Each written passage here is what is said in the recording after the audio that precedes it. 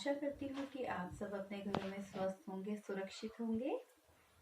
अच्छा बच्चों, जैसा कि मैं पहले आपको गृह कार्य दे रही हूँ, वह गृह कार्य आप बड़े ही अच्छे ढंग से कर रहे हैं और मैं आशा करती हूँ कि आप आगे भी आप लोग अपना गृह कार्य अच्छे ढंग से पूरा करेंगे। तो आज मैं आपकी हिंदी व्याकरण पुष्प के पाठ 4 शब्द करवाऊंगी, लेकिन उससे पहले मैं आपको एक छोटी सी कहानी बताती हूँ। आप इसे ध्यान से सुनिएगा। ये कहानी भी आपकी हिंदी पाठ्य पुस्तक व्याकरण पुष्प के पृष्ठ संख्या 1 पर दी गई है। एक कदम नैतिकता की ओर, अपना काम अपने हाथ। कहानी क्या है? अपना काम अपने हाथ। एक छोटी बच्ची होती है, उसका नाम निम्मी होता है। ठीक है। निम्मी अपना कोई भी काम अपने आप नहीं करना चाहती। मतलब वह चाहती है कि उसका काम अपने आप ही हो जाए। एक दिन वह भगवान से प्रार्थना करती है कि हे ईश्वर, हे भगवान, आप मेरा सारा काम अपने आप ही कर दिया करो ना, जिससे कि मुझे कोई काम करना ना पड़े। भगवान उस लड़की को सबक सिखाना चाहते थे, इसलिए उन्होंने उसे वरदान दिया, मैं तुम्हें वरदान देता हूँ कि तुम्हारी इच्छा पूरी हो। मतलब जो तुम चाहती हो वह तुम्हारी इच्छा पूरी हो। निम्मी सोचने लगी, क्या ये कोई सपना है कि सच है? जैसे ही निम्मी अपने पलंग से नीचे उतरती है तो उसके बिस्तर का तह अपने आप ही बन जाता है। फिर निम्मी बाथरूम में जाती है तो टूथपेस्ट ब्रश पर अपने आप ही लग जाता है। फिर ब्रश उड़कर उसके मुंह में उसके दांतों को साफ करने लग जाता है।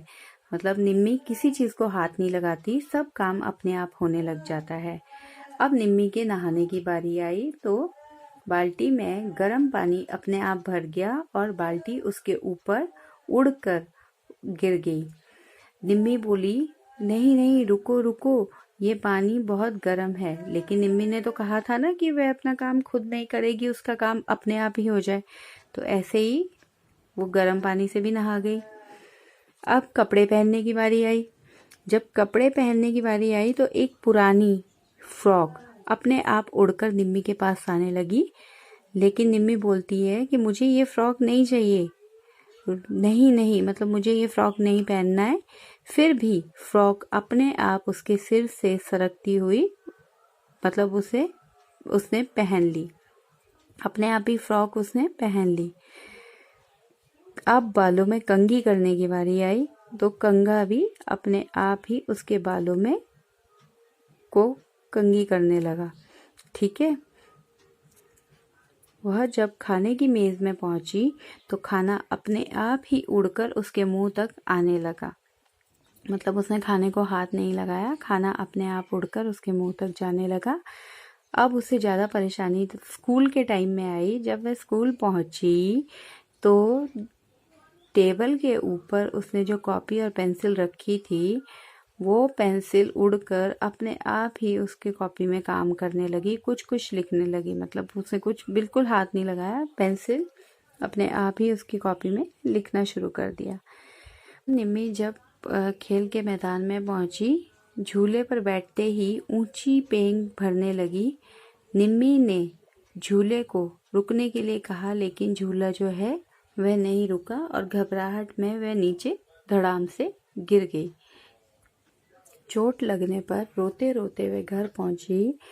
अब निम्मी को पता चल चुका था कि उसके मम्मी पापा और उसके अध्यापिकाएं उसे सारा काम अपने आप करने के लिए क्यों कहते थे।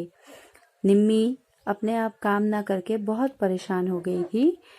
ठीक है। वह ईश्वर से प्रार्थना करने लगी और उसने ईश्वर से कहा कि आप अपना वरदान वापस ले लीजिए, मैं अब आलस नहीं करूंगी, मतलब मैं आलसी लड़की नहीं बनूंगी, आप अपना वरदान वापस ले लीजिए। अगली सुबह में सब कुछ ठीक हो गया। निम्मी बड़ी प्रसन्न थी। यह थी बच्चों निम्मी की कहानी। ठीक है बच्चों, आप लोगों को भी घर में अपना थोड़ा थोड़ा काम करना चाहिए, आलस नहीं करना चाहिए, अपना काम अपने आप ही करना चाहिए। ठीक है। और मम्मी की भी थोड़ी बहुत हेल्प करनी चाहिए, मदद करनी चाहिए मम्मी के काम में भी, है ना। निम्मी ने आलस किया तो निम्मी को कितनी परेशानी हुई, उसे बहुत परेशानी हुई, उसे चोट भी लगी ना। तो अपना काम अपने आप ही करना चाहिए। चलिए बच्चों, अब आपको आगे हम पाठ 4 पढ़ाते हैं, आप वह भी ध्यान से सुनिएगा, ठीक है। शब्द ज जमा ल बराबर जल। 2 अक्षरों को जोड़कर यह एक शब्द बना है, जल जल। क जमा म जमा ल बराबर कमल। 3 अक्षरों को जोड़कर यह शब्द बना है, कमल। अ जमा द जमा र जमा क बराबर अदरक। 4 अक्षरों को जोड़कर ये शब्द बना है, अदरक। जब हम 2, 3, 4 अक्षरों को जोड़कर जो शब्द बनाते हैं, वह वर्णों को जोड़कर जो शब्द बनाते हैं वह शब्द कहलाते हैं, ठीक है बच्चों। इन वर्ण समूहों को देखिए, यह बच्चों गलत है, क्योंकि इन वर्ण समूहों का कोई अर्थ नहीं है, इसलिए यह शब्द नहीं बने, ये सब गलत है।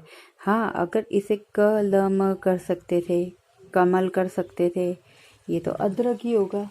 ये शब्द समूह सारे शब्द गलत हैं, वर्णों का समूह से ये शब्द नहीं बने, इसलिए ये गलत हैं। अतः शब्दों को बनाते समय वर्णों के सही क्रम का हमें ध्यान रखना चाहिए। इसे आप इस रूप में समझ सकते हैं, जैसे त ब त जमा ब जमा र जमा न, तबरन, गलत, ठीक है। ब जमा र जमा त जमा न बराबर है बर्तन, यह सही है, ये गलत है, क्योंकि ये कोई शब्द ही नहीं बना, ये शब्द बना है तो ये सही है। ट जमा र जमा म बराबर टरम, गलत। म जमा ट जमा र बराबर मटर, यह सही है, क्योंकि ये शब्द बना है, ये कोई शब्द नहीं है, टरम कोई शब्द नहीं है, मटर शब्द है, ठीक है बच्चों। ऐसे ग जमा म जमा र बराबर गमर, गमर कोई शब्द नहीं है, यह गलत है।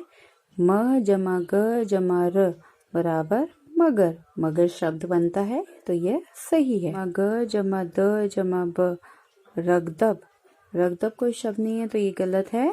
ब जमा र जमा ग जमा द बरगद, बरगद शब्द बनता है तो यह सही है, ठीक है बच्चों। ऐसे हमें जो वर्णों को जोड़कर शब्द नहीं बनता है तो वह गलत है, और जो शब्द बनता है वह सही है। जैसे गमर मगर, गमर मगर में से मगर शब्द है, गमर नहीं है। ऐसे ही रगदब बरगद, बरगद सही है, रगदब गलत है, ठीक है बच्चों। अब मैं आपको इस पाठ का ये जो आपकी इसमें अभ्यास कार्य दिया गया है, ये आपको करने के लिए दूंगी। आपने अपनी हिंदी पाठ्य पुस्तक इसी में ये कार्य करना है, और बाकी का कार्य अभ्यास पुस्तिका में करना है। जो मैं अभ्यास पुस्तिका लिखूंगी तो वह अपनी अभ्यास पुस्तिका हिंदी व्याकरण अभ्यास पुस्तिका में करना है। मैं कुछ आपको उदाहरण बताती हूँ, जैसे र जमा न जमा ग बराबर नगर, नगर, नगर शब्द बनता है। ल जमा ह जमा म बराबर महल, महल शब्द बनता है। र जमा घ बराबर घर, घर। ह जमा न जमा र बराबर नहर, नहर। ह जमा ठ जमा र बराबर ठहर, ठहर। ये कुछ एग्जाम्पल है बच्चों, इस तरीके से हमें वर्णों को जोड़कर शब्द बनाने हैं, ठीक है बच्चों। तो ये पाठ आपका समाप्त होता है।